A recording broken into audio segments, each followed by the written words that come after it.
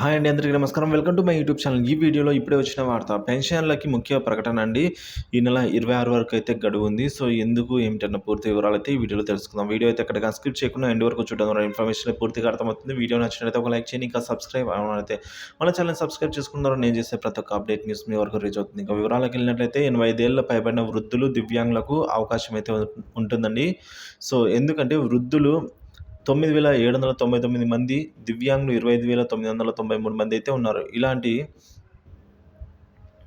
So ఇంటి వద్ద vote వేస్తామంటూ form 12Dని అయితే భర్తీ చేసి ఇచ్చిన వృద్ధులు 594 మంది అయితే ఉన్నారండి వివరాలలో.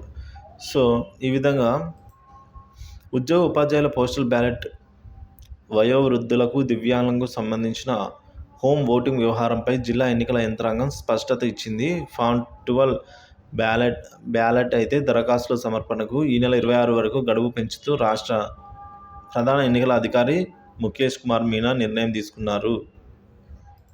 సో ఈ విధంగా 26వ తేదీ వరకు అయితే పోస్టల్ బ్యాలెట్గా అప్లై చేసుకోవడానికి అయితే అవకాశం ఉందండి. సో ఇంకా ఎవరైనా అప్లై చేసుకున్నట్లయితే వృద్ధులతో పాటు 25 ఏళ్ళు పైబడిన వృద్ధులే కాకుండా దివ్యాంగులు, అలాగే కోవిడ్ ఎఫెక్ట్ అయిన వారు, సో తదితర ఇంకా కొన్ని ప్రాబ్లమ్స్ ఏమైనా ఉన్నవారు ఖచ్చితంగా ఈ ఓటు హక్కును అయితే వినియోగించుకోండి. 26వ తేదీ వరకు అయితే ఫామ్ 12Dని అయితే సబ్మిట్ చేయవచ్చు.